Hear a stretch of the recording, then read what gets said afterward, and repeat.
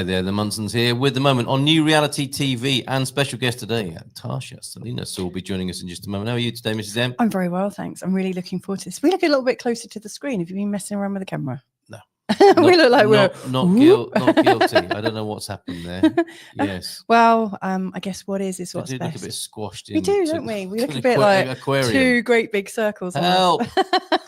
Like we're locked in this space. Yes. Anyway, hopefully Tasha will help us to release smaller ourselves. On the screen. no, like release ourselves. That belongs at our end. Those sort of production matters. We've got Tasha. She's joining us again. She's just in the back, just limbering up. Do you know what I always think with Tasha?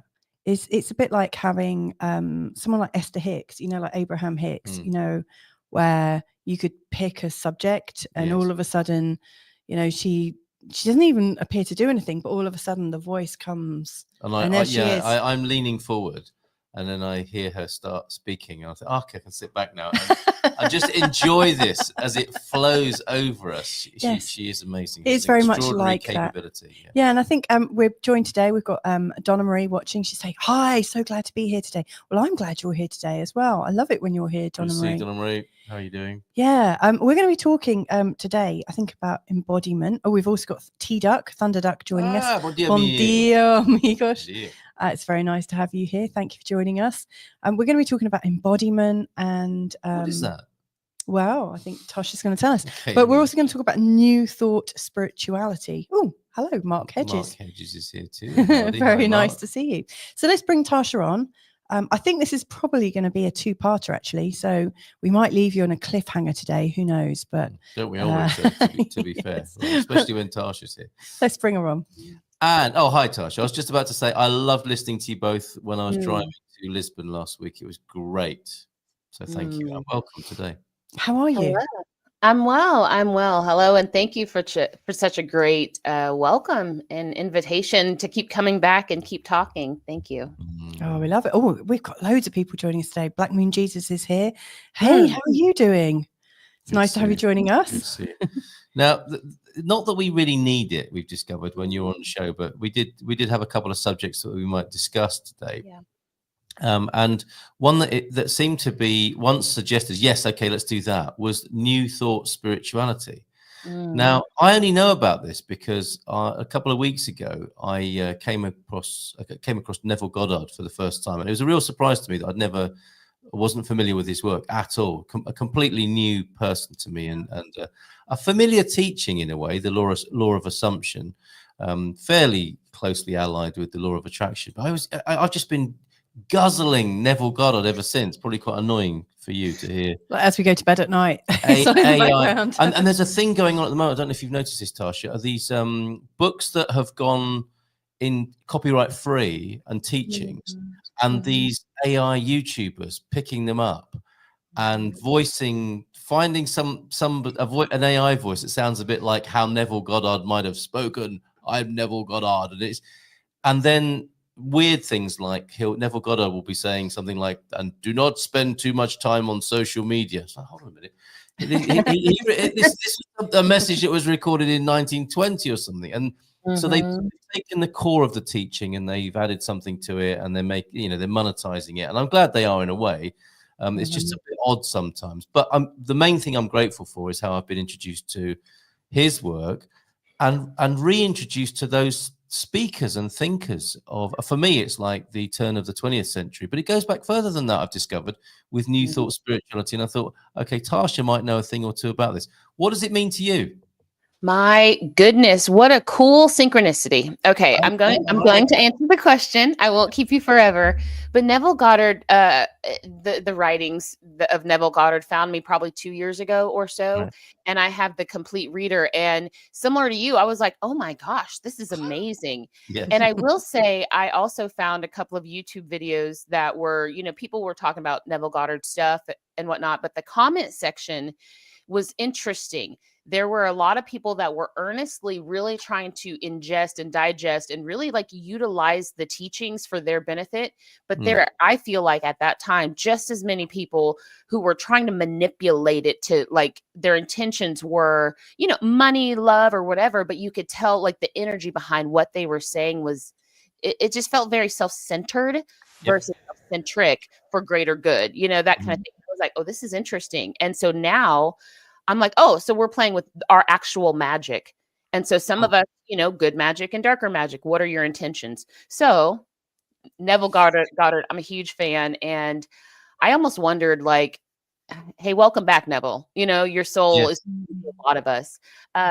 New thought spirituality. It's amazing. What it means to me, before I'm not going to dive into anything, is we're just taking conscious control of our thinking and our being. Because spirituality, it's our energy, it's our essence, it's our thing, and how we express that. And I think when we have the intellectual knowing, new thought, that we get to choose how we think and how we express our spirituality, I think that's where we hit pay dirt. And I think that's enlightenment. And I think that's this conscious movement. I think that's kind of where we're going. And we're just slapping the kind of labels on it that are all very similar until we finally hone in and we're all like resonating at that same timbre of conscious living, that we are all gods playing in heaven. Yes. That's a core new thought spirituality tenet, isn't it? Or idea, I think, quality, value. Hold on a minute though. The pay dirt, was striking gold. The pay dirt, is that what you said? Mm-hmm. Yeah, right, that's a good phrase. I've never heard that before. I think you always give us one of those as well every time you're here. I don't know. I do it on accident, but I'll keep it going. Hitting the pay dirt. Yeah, okay. Well, let's hope we do that today as well. Yeah. Gabby's joining us as well and saying, agree 100%. Our thoughts have a strong frequency. Yes, Gabby. The devastating thing for me is once you begin to really grasp new thought spirituality, Neville Goddard, the people who say, as you think, as a man thinketh, James Allen. This is from the same sort of part of the library in a way, isn't it? Or the same area of culture. It's devastating how, there is nothing else ultimately than the power of our thought.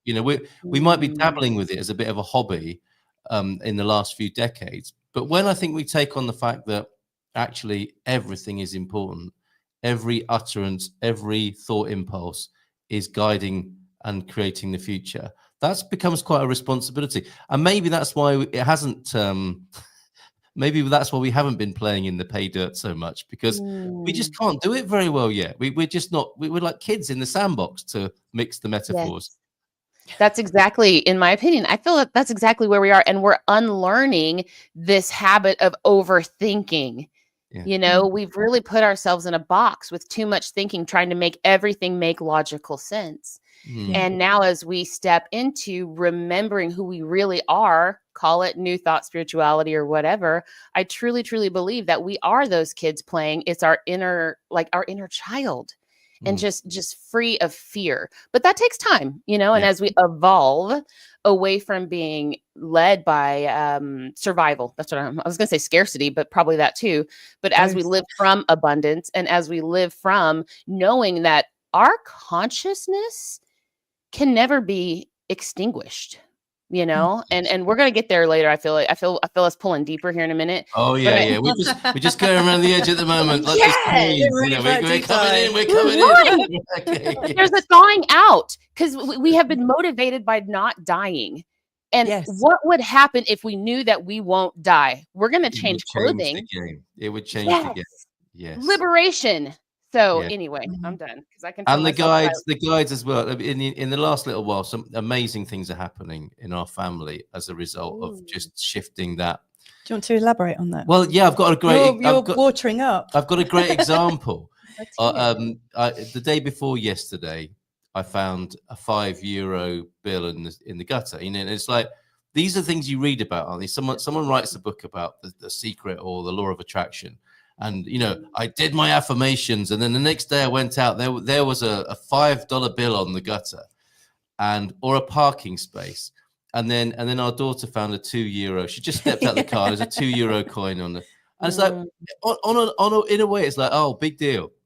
Because it's a big deal. The way that Neville Goddard speaks to that, it's like, expect that. Like, and also I'm thinking our poor guides, if you use the metaphor of having spiritual guides finding you parking spaces, it must be like, oh, really? A parking space and $5 and $2? Come on, we can do better than this. Well, yesterday they found us a parking space right over a $2 Oh, that's dollar coin. That's right. That's how our daughter right. found It it. was a parking space money combo. but you know, the guides, the guardians, the angels must be thinking, come on, you've done the money thing, you've done the parking space thing. Should we raise our game a little and bit? you've probably done the coffee thing as well, like What's go the and get a coffee coffee, thing? like, you know, where you intend to go out and get a coffee. That someone I gives do you a that coffee every morning. Okay, yeah. Today's the day. Yeah. Do you know what I love about this conversation is if we follow through the idea that this is all our thinking and it's all in our control, then it's in our heads or in our hearts, or it's a big collective dream. And I think this is probably why one of the reasons why not as many people have taken it up as they might have done, because nobody wants to maybe face the fact that what we are living in is maybe not like reality as we think of it is not real. And that's a bit, I think that's a bit shocking. Hold on, I think Tasha might be coming in with She's something. She's about to say here. something really deep and profound. On. No pressure. You know me. Stop. Thank you. Thank you for sensing the energy across the world. Yes. All of the above. Louisa, let me just touch point right there where you were headed or where you were, because that's so real. We can't just go from this to that and not have a blowout of our psyche, of our existential crisis, a spiritual crisis. All of these inner crises are part of our evolutionary journey, because I'm going to go back to what all this whole thing, in my opinion, my perspective. However, we have to respect our body and our psyche. So there's a process to this. And there are people who have this kind of thinking and this orientation to life who have felt crazy. And I know in the audience and all over here, this is all of us to varying degrees. But when you are a new thought leader, you're literally the first, and you get to see the results of what you're speaking about, right? Because you live it, at least if you're, in my opinion, aligned and coming from your authentic, like integral self. You are your message, and I am my message, and we are all of, in my opinion, same mind. Now, here's the deal, Carl. $5 American, right? $5 parking spot, whatever I think I want. I've been given so many visions. So follow me here. As we make a choice in every right now moment, because you can't choose tomorrow and you can't choose yesterday. You can only choose in the right now. Every stinking choice you make is a new timeline. And we're going to timelines. But here's the deal. You can have a $5 timeline and then a parking spot timeline and all these timelines. What you're doing is you're understanding that you're manifesting your reality in real time. So what that also means in real time is that everybody is kind of almost like Rubik's cubing their way through infinite timelines, creating the reality. And now we're walking through time like pages in a book. And all the pages are always turning at all the same time. Well, that's a little mind-blowing, right? Yes. So let's take a breath. Let's take a breath and understand that, hold on, we have the right now moment. We're timeless. So we're not actually this experience. And the reality is of neuroscience and the way that our eyes and our actual external reality and how our brain is operating, we perceive our external environment and those perceptions, our brain filters them and puts a label on it and says, that is a bed. That is a this, that is a that. We are the awareness of anything outside of ourselves. We are the interpretation of everything that's outside of our body. However, we only experience our nervous system. Just follow me here. We only experience our nervous system. How we feel is our experience of the consciousness that we are. Yeah. I know that's big, but that's where we're headed.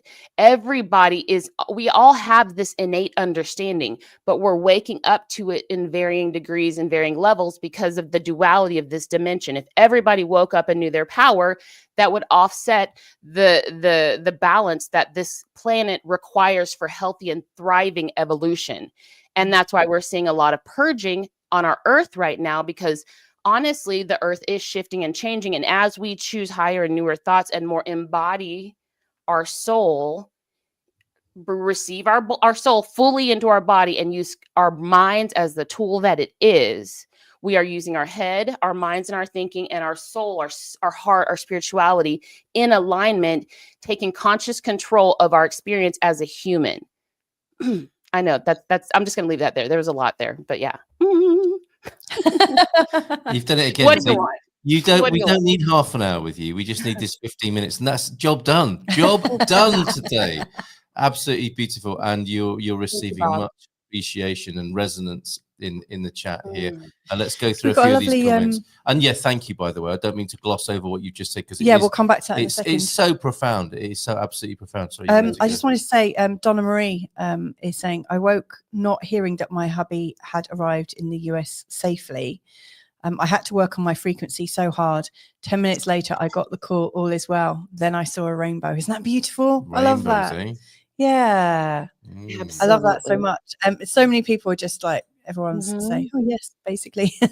Yes, we're with you on this. Yes, align with our soul. And we had a couple of nudges from Black Moon Jesus asking if we've read Norman Vincent Peale. I know I have. A name from that era as well, right? Yeah. I don't know I don't know that Florence Scovel or Scoval Shin. Do you know Florence Black Moon Jesus? Tasha? No, I don't know. Those names don't. I don't know those names. In the New Thought Library as well. Yeah, maybe. Yeah. Whilst you were talking, I was reminded of a meme. Mrs. M doesn't like me putting my memes on this show because they're very poorly crafted. But it was the Mona Lisa with a twinkle in her eye, and it said, "We're miracles pretending not to be." That's the big. I think that's 1000%. The Neville Goddard, the Tasha Salinas. That's what we really are, kind of trying not to be or unable to be, until we've worked on it a bit and practiced and played with it, so that full miraculousness can emerge. And clearly people are feeling that here in the chat. I mean, I really resonated with what you're talking about with timelines and how everything has to kind of slot in together. I really loved your analogy of a Rubik's Cube because, you know, like in terms of Carl and I meeting, for instance, that we'd both separated from partners at the same time, and then we were both in and out of relationships in the meantime, and we sound like a right pair of lushes. We all have the same story. Keep going. Coming up to the time when we actually did meet, there were certain things that needed to drop into place first before we could meet. And like when we did meet and we were sort of going through what happened in the last 3 months, 4 months, 5 months and stuff, it was clear why we met at that exact point. There were still other bits of other people's timelines and different things to happen that needed to come together. And I really noticed that a lot with the clients I'm working with. Sometimes the energies can just almost be right, and for some reason I know something else is going to drop in, and they message me and say, this has now happened. And then all of a sudden, all the patterns seem to release. I mean, it's a bit like we've got 3 children, and I think you have as well. We try to fulfill everyone's wishes at the same time. And sometimes some are really easy to do, and others might take a little bit more. And sometimes it bounces off somebody else's wish, and sometimes life just kind of comes in together. And I think that's probably what we're dealing with.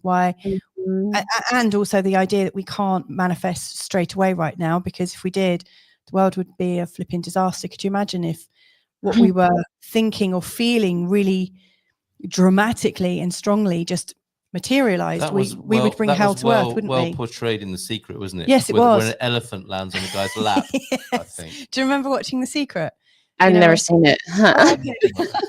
That's like saying you haven't seen Star Wars in these circles. I know. I didn't realize how much I live in the dark. There's a lot of culture. I'm jealous that you haven't and I have. But they use an example that, you know, if we could manifest instantly here in this lifetime, we would end up, you know, living crushed by elephants. Yeah, like crushed by different scenarios. Like I remember a few years ago, our then 3-year-old said something, like he was really peed off about something, and he said, "Oh, I'm just going to destroy the whole universe," because he was like so mad. That's how he was trying to describe how mad he was. Like he wanted to destroy the whole universe because something hurt him in that moment, and he just wanted everything over. And of course, if with that intensity of emotion, he could actually create that. We had to keep him out of Jedi school for a bit longer. I mean, maybe in some timelines that actually did happen, and he did like wipe us all out. But I think that's why there's a bit of a time delay. Well, in my thought about the time delay is that in the fifth dimension, kind of where we are all kind of oneness, like that's that first, and we keep going on all the way up, but that fifth dimension, that's kind of where we are timelessness. And that's where we experience our emotions. So if he was so upset and angry in that fifth dimension, there is a time delay, but he feels it. Yeah. So that's why we have to be very aware of our embodiment. What are you feeling in every right now moment? If I am feeling like I want to obliterate the whole universe, what that means is I have to kill myself. Oh yeah, that's the only way I can kill. You know what I mean? It's all internal. Everything outside of us is a projection of what's inside. And so we do manifest our reality and we feel it first. Hello, Neville Goddard. You feel it. Feeling is the secret. Feeling is the secret. So direct your thoughts in alignment with your feelings and thoughts. Get them in alignment with what you desire, because you are a God and you get to create. Yeah. And your power is the alignment of the tool of your thoughts. Where do you want to angle your power? Align your emotions, your feelings with it, and you're creating your reality. Everybody is doing that all the time, because this is all a hologram. And I know people have been saying that for years, and we want to laugh about us and our tinfoil hats and whatnot. But now science is finally caught up to what we've always known. Yeah. There's a reason there's hieroglyphics inside of those pyramids. Let's talk about the pyramids, not really, but there's so much more than let's do it. So much more than we think. So maybe right now we're in the season of stopping thinking, remembering, and then being. And again, that's where we go back to that. That's where we go back to that new thought spirituality. Planet Earth, season 3926, episode 2. and maybe that's how time is created. We think we're living in time, but we're actually, I think that's what you're saying, right? Yeah. We're creating the time by the way we relate to the dynamics you've just talked about. I think it's not like we were born into time. We create time by being the way we are, don't we? As is another way of looking at it. Yeah, and with great power comes great responsibility. I have seen Spider-Man to hear that, but that's exactly it. That's exactly it. And here's the deal: so many people have wielded their power for ill that have helped us to wake up to our own power. So I just spoke on the Oklahoma City bombing. It's the 30-year anniversary coming up here on the 19th. And I talked about how in Oklahoma City, at that time, it was the largest act of domestic terrorism in U.S. history at that point.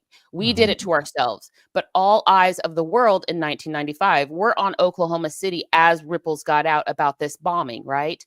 And it was against our federal government. It was an American who was pissed off about something. All that to say, I believe that now 30 years later in Oklahoma City, that's where I'm at, and everywhere, by the way, everywhere. But my city, Oklahoma City, all of those seeds of compassion, in my opinion, are sprouting, and people are waking up to the power that we have. We had to see it in the yuck, the ugliness, but nowadays, look around. You're seeing that's why our chat is lighting up right now, because people are waking up to the fact that we can choose inner peace. And as within, so without. As you feel peaceful inside, I don't even care your goals. As you are okay with yourself in this right now moment, you are ascending. You can't not evolve. But now thank God, we're in the conscious evolution to where we get to choose to evolve. We're going to evolve anyway. But you get to choose your experience of it. And that's that conscious creatorship. That's that, in my opinion, new thought spirituality. And actually, I've been synchronistically enough, I'm very actively speaking at one of our Centers for Spiritual Living is what it's called. And it's this organization that found me, that I found it. And it's a spiritual playground. Anything goes as far as like talking about everybody's welcome, because it's literally spirituality, not beliefs necessarily, but just being and expressing your spirituality, whatever that looks like for you. Mine has a decidedly Christian timbre to it, but everybody's welcome. We're like witches and pagan and every type of thought and belief and ideology and religion is all in this building under one roof, just having the time of our lives. And the tenets, that's beautiful. You want to talk about the tenets? Similar to like the 4 Agreements, the book, right? Yeah. We're done with having to be told how to think and believe. Anyway, I'm done. I'm getting excited about that. No. Well, I had my first introduction to this. Oh, this is amazing. And you can't not evolve. You just get to decide how. So again, that's a massive responsibility, you know, following on from what you said there and what hit me when you were saying that. And my experience of this was being in Florida in 1994. I'd been through a Saturn return, you know, big change in my life. And I was about to come back to the UK and start a new agey magazine. And we found this church service in Florida. Turns out to be the Church of Religious Science, which is, again, New Thought Spirituality, right? This is where Louise Hay, I mean, they gave me a book, Ernest Holmes's Thoughts. Yeah. And I'm like, good heavens above. I've been raised in Anglican Britain. I come to a church in Florida, and it's like the Church of Religious Science, the Thoughts of Ernest Holmes, and Louise Hay is one of the faculty. I'm thinking, yeah. This is how it needs to be done. And what a wonderful contribution, Ernest Holmes and the Religious Science and Louise Hay there. Quite extraordinary. About that, really quickly, that the center is centered on the Church of Religious Science, but they dropped those words because it was off-putting to people who were still dealing with religious trauma. Yes, of course. The Center for Spiritual Living, and in Oklahoma, like they've had a big change, and I have to be careful with what I say because I'm still new to the community. But the culture shift. So right now we're having a lot of older generation people that were there, like kind of in that ideology, but now we're gearing it towards everybody and not rebranding it, but just being authentic and genuine. So on Sunday, which is Easter Sunday, it's also 420, which in America that's for marijuana. We know. I'm speaking about the return of Christ consciousness, and I'm speaking about the endocannabinoid system and how we come into balance in homeostasis in our left brain, right brain, and we balance our thinking and our emotions. Our left brain, our right brain, our thinking and our emotions. Where do we meet in the center? How in our expression. Our expression. Yes. So I'm speaking on Easter Sunday, and I'm bringing it back. I'm bringing here in America. Christian, freedom, liberty, like we're going to do all we want. We're going to be free.